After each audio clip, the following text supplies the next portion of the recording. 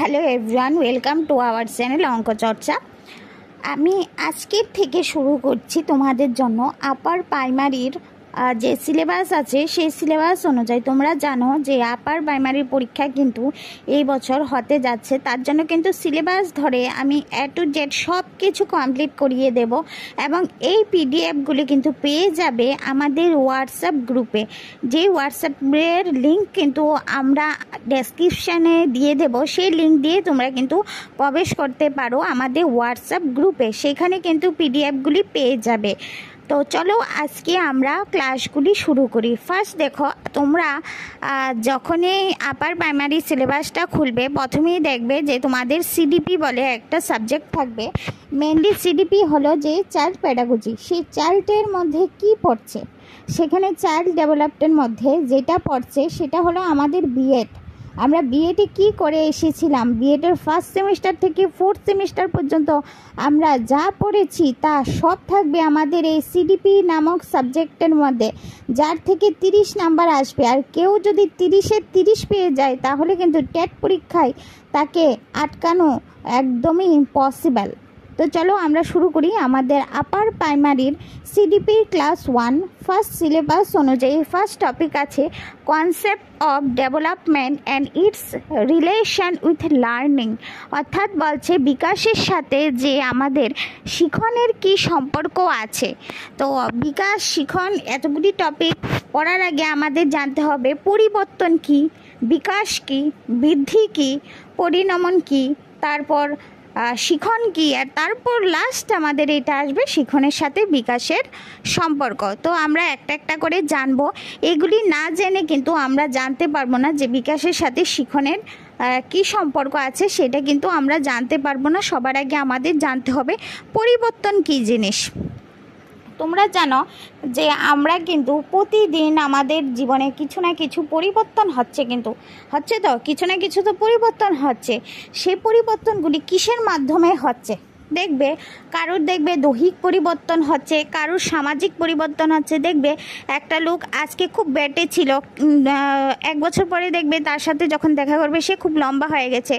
আমরা যখন 1 বছর ধরে বা 6 মাস ধরে কারোর সাথে দেখা না করি, তারপর যখন ওর সাথে গিয়ে আমরা দেখা করি, তারপর কিন্তু ও আমাদের বলে যে তুই মোটা হয়ে গেছিস বা তুই সরু হয়ে গেছিস, কিছু খাস নাকি, এইরকম কিন্তু ওরা বলে, কিন্তু যে এত পাতলা কেন হয়ে গেছিস, ভাত টাত খাস না নাকি, এরকম কিন্তু ওরা আমাদের বলে থাকে। তো সেটা কিন্তু আমাদের পরিবর্তন, প্রতিদিন আমাদের দেহে পরিবর্তন হচ্ছে, সামাজিক পরিবর্তন হচ্ছে। ভাবো আজকে ক্লাস 8-এ যে বাচ্চাটা পড়ে সে তার বিহেভিয়ার কীরকম থাকবে, আর সেই বাচ্চাটা যখন ক্লাস 10-এ উঠবে তখন তার পরিবর্তন কীরকম হবে। তো প্রতিদিনই কিন্তু আমাদের মধ্যে কিছু না কিছু পরিবর্তন হচ্ছে। আশা করি তোমাদের বোঝাতে পেরেছি যে পরিবর্তন কী জিনিস। এবার এই পরিবর্তনটাকে কিন্তু 3টা ভাগে ভাগ করা যায়, একটা হলো বৃদ্ধি, একটা হলো বিকাশ, একটা হলো কি পরিণমন। এবার আমাদের জানতে হবে যে বৃদ্ধি কী। এই পিডিএফগুলি তোমরা পেয়ে যাবে আমাদের হোয়াটসঅ্যাপ গ্রুপের মধ্যে, যার ডেসক্রিপশানে আমরা কিন্তু লিংক দিয়ে দেব, তাহলে এগুলি কিন্তু তোমরা কালেকশন করে নিতে পারবে। তো চলো আমরা আজকে জানবো যে বৃদ্ধি কী, বিকাশ কী এবং পরিণমন কী। দেখো, পরিবর্তনের যে বিভিন্ন দিকগুলি আমি বলেছিলাম, পরিবর্তন দৈহিক হয় বা বুদ্ধিগত পরিবর্তন হয়, সামাজিকগত পরিবর্তন হয়, পাক্ষবিক মানে কারোর ইমোশনালের দিক থেকে পরিবর্তন হয়ে থাকে। তো পরিবর্তন কিন্তু বিভিন্ন ধরনের হয়ে থাকে, প্রতিদিনই আমাদের পরিবর্তন হয়ে থাকছে। ফার্স্ট আমরা জানবো যে বিকাশ কী। যে বিকাশ কি আমরা জানতে হলে কি জানতে হবে, যে একটা বাচ্চা সে জন্মের পর কি শুধু ঘুমিয়েই থাকে, ঠিক তো? শুধু একটা যখন ছোট বাচ্চা থাকে সে তো ঘুমিয়েই থাকবে, তার তো আর কোনো কাজ নেই। তারপর কি করবে, সে আস্তে আস্তে বসতে শিখবে, ঠিক আছে? বসার পরে সে কি করবে, যে বসার পরে সে কি করবে, একটু হামাগুড়ি দিতে শুরু করবে। তারপর হামাগুড়ির পরে সে কি করতে শুরু করবে, তারপর সে দাঁড়াতে শুরু করবে, তারপর দাঁড়ানোর পরে সে কি শুরু করবে, তারপর সে হাঁটতে শুরু করবে। অর্থাৎ একটা বাচ্চা জন্ম হওয়ার পর কিন্তু সে যে হাঁটতে শিখে এরকম না, কিন্তু আমরা কিন্তু ছোট থেকে যে বড় হয়েছি, মানে জন্ম হওয়ার পরে যে আমরা হাঁটা শুরু করে দিয়েছি এরকম না কিন্তু, ঠিক আছে। প্রথম আমরা জন্ম হওয়ার পর আমরা ঘুমিয়েই থাকতাম, তারপর আস্তে আস্তে বসতে শিখলাম, তারপর বসার পরে আমরা যে হামাগুড়ি দিতে শিখলাম, তারপর হামাগুড়ির পরে আস্তে আস্তে দাঁড়াতে শিখলাম, তারপর হাঁটতে শিখলাম। অর্থাৎ আমরা যে হাঁটতে শিখলাম তার আগে কিন্তু অনেকগুলি প্রসেস করে তারপর আমাদের হাঁটতে শিখতে হয়েছে। সেটাই হলো আমাদের কি বিকাশ, অর্থাৎ আমাদের দিন দিন একটু একটু করে পরিবর্তন হচ্ছিল এবং লাস্ট মোমেন্টে গিয়ে আমরা হাঁটতে শিখলাম। এবার আমরা জানবো যে বৃদ্ধি কী।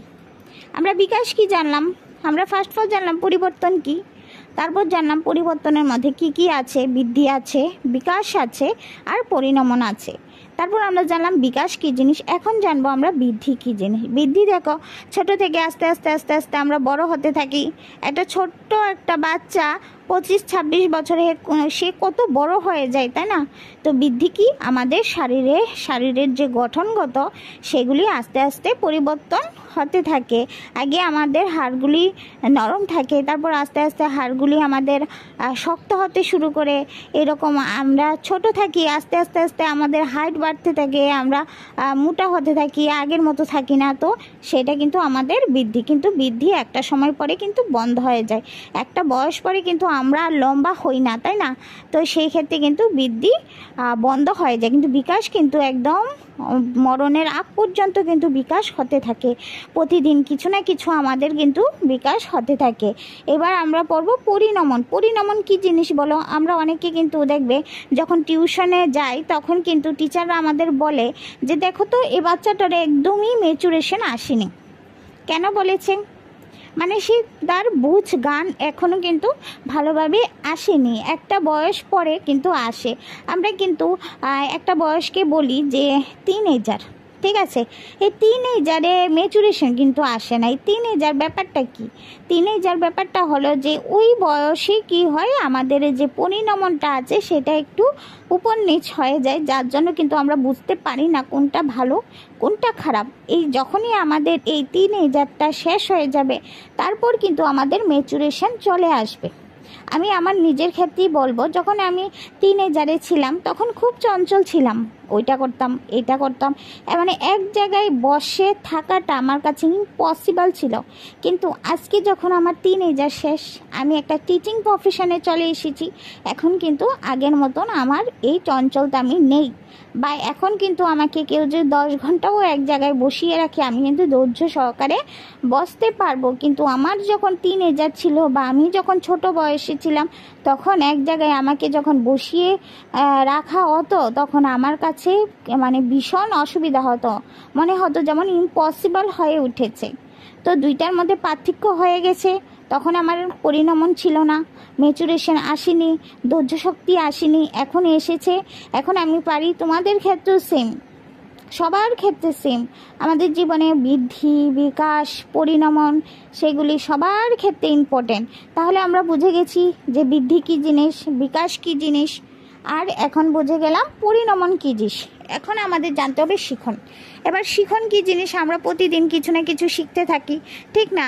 এবার ভাবো যে রাস্তা দিয়ে আমি যাচ্ছি আর দেখলাম যে একজন লোক কী করলো, রাস্তার মধ্যে একটা চিপসের প্যাকেট খেয়ে ফেলে দিল, ঠিক আছে? তখন মনে করো একজন ব্যক্তি এসে ওনাকে বলল যে দাদা চিপসের প্যাকেটটা নিচে ফেলবেন না, চিপসের প্যাকেটটা আপনি ডাস্টবিনে ফেলেন, বা উনি তুলে ডাস্টবিনে ফেলে দিল। তখন কিন্তু আমি সামনে দাঁড়িয়েছিলাম, ভাবো আমি জিনিসটা দেখলাম এবং আমি কিন্তু শিখলাম যে না, একটা জিনিস আমি খেয়ে ওইটা রাস্তায় ফেলবো না, তাহলে রাস্তাটা নোংরা হয়, সেটা আমি কোথায় ফেলবো? ডাস্টবিনে ফেলবো। তো সেটা কিন্তু আমি শিখলাম। তো প্রতিদিন আমরা কিছু না কিছু শিখি, বড়দের থেকে, ছোটদের থেকে বা নিজ বয়সীদের থেকে, সবার থেকে শেখা যায়। শিখন এমন একটা জিনিস, সেটা কিন্তু আমরা প্রতিদিন, প্রতি ঘন্টা, প্রতি মিনিট, প্রতি সেকেন্ডে আমরা শিখতে থাকি। এবং শিখনের মধ্যে ভালো খারাপ দুইটাই থাকে। এবার তোমার বুঝতে হবে যে তুমি কোনটা গ্রহণ করবে। যখন শিখনটা তোমার ভালো হবে তখন তুমি ভালো মানুষের মতো মানুষ হয়ে উঠবে, আর যখন তোমার শিখনটা খারাপ হবে তখন তুমি খারাপ মানুষের মতো হয়ে চলবে, যে চুরি করে, ডাকাতি করে বা বিভিন্ন ধরনের নেশাগ্রস্ত জিনিস খায়। তাদের ক্ষেত্রে কি হয়, সঙ্গ দোষে কিন্তু ব্যাপারটা হয়ে থাকে। কারণ তোমার সঙ্গ যদি ভালো হয়ে থাকে তুমি কিন্তু ভালো হবে, আর তোমার সঙ্গ যদি খারাপ হয়ে থাকে তাহলে কিন্তু খারাপ হবে। আমরা সিডিপি ক্লাসে আরও জানবো যে পরিবেশবাদীরা কি বলেছিল, বংশবাদীরা কি বলেছিল। ঠিক আছে, সেক্ষেত্রে একটা কথা এখন মাথায় আসলো, যার জন্য আমি বলে দিচ্ছি। কিছু সায়েন্টিস্ট বলেছে যে জিনগত প্রভাবের ফলে বাচ্চারা ভালো হয় বা খারাপ হয়। আবার কিছু সায়েন্টিস্ট বলেছে না, জিনগত যাই হোক না কেন একটা বাচ্চাকে যেইভাবে লালন পালন করা হবে, যে পরিবেশে রেখে সে সেই পরিবেশের মতনই হবে। যদি তাকে ভালো জায়গায় মানুষ করা হয় তাহলে সে ভালো হবে, যদি তাকে খারাপ জায়গায় মানুষ করা হয় তাহলে সে খারাপ হবে। এটা কিন্তু আমাদের যে মনোবিজ্ঞানিকরা বলেছিল যে সেইগুলি কিন্তু আমরা ডিসকাস করব সিডিপির আরও ক্লাসে। আজকে আমরা প্রথম ক্লাস করছি, যেহেতু যেটা আমাদের ছিল শিখনের সাথে বিকাশের যে সম্পর্ক সেটা। তো সেটা জানতে গেলে আমরা বৃদ্ধি জানলাম, বিকাশ জানলাম, পরিণমন জানলাম, এখন শিখন জানলাম।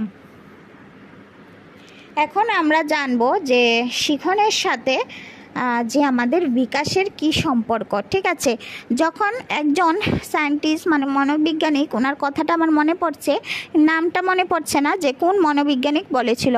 মনোবিজ্ঞানিক বলেছে যে একটা বাচ্চাকে যত বেশি তুমি মানুষের সাথে চলতে দেবে সেই বাচ্চাটার বিকাশ তত ভালো হবে এবং সে কিন্তু তত ভালো শিখন করতে পারবে। অর্থাৎ বিকাশের ফলেই কিন্তু শিখন হচ্ছে। ঠিক আছে, তাহলে আমি যদি একটা যদি বাচ্চাকে সবসময় একটা ভালো জায়গায় রাখি তাহলে সে কিন্তু ভালো জিনিস শিখবে এবং কিন্তু ভালো আচরণ করবে। আর যদি একটা বাচ্চাকে সবসময় খারাপ জায়গায় রাখি সে কিন্তু ভালো কিছু শিখতে পারবে না। ঠিক আছে, তো এখানে কিন্তু এটাই বলা হচ্ছে যে শিখনের সাথে যে বিকাশের সম্পর্ক, অর্থাৎ বিকাশ হলেই কিন্তু শিখন হবে, বিকাশ না হলে কিন্তু শিখন হবে না। যখন সে বিকাশ হবে তার জীবনে তখনই তার শিখন হবে। তো বিকাশ হতে গেলে মানুষের সাথে চলাফেরা করতে দিতে হয়। এখনের দিনে আমরা বাচ্চাদের দেখি যে কি করা হয়, মারা কি করে বাচ্চাদের খেলতে দেয় না। আমরা কিন্তু দৌড়াদৌড়ি করে খেলতাম। এখন বাচ্চাদের সারাদিনের জন্য স্কুল, তারপর টিউশন। একটা ছোট ক্লাস 1-এ পড়ে, 2-তে পড়ে সেই বাচ্চার জন্য 2-3টা মাস্টার রেখে বসে থাকে। সেটা কিন্তু বাচ্চার ক্ষেত্রে বিকাশ করাতে খুবই প্রবলেম হয়। তো যারা আমার ক্লাস দেখছেন তাদেরকে আমি একটু আবেদন করব, আপনাদের বাড়িতে যদি বাচ্চা থেকে থাকে তাদেরকে দয়া করে এত কম বয়সে এতগুলি টিউশন রাখবেন না। একই তো ওরা ইংলিশ মিডিয়াম স্কুলে এখন পড়ে, বিভিন্ন প্রাইভেট স্কুলে পড়ে, যেখানে প্রায় 11 থেকে 12টা বই ওদেরকে পড়ানো হয়। এই কম্পিউটার, এই বাংলা, এই ইংলিশ, এই হিন্দি, এই সায়েন্স, এই জিওগ্রাফি, এই হিস্ট্রি, ওদেরকে এতগুলি সাবজেক্ট এত ছোট বয়সে পড়ানো হয়। তারপর আবার যদি ওদেরকে টিউশনে দেওয়া হয় 2-3টা, তখন কিন্তু ওদের বিকাশটা ভালোভাবে হতে পারে না। তার জন্য হ্যাঁ, পড়াতে তো হবে অবশ্যই, কিন্তু টিউশনটা না রাখলেই আমাদের মনে হয় ভালো। কারণ আমরা যখন বিএড করতাম তখন বিএডে এটাই আমাদের শেখানো হয়েছে।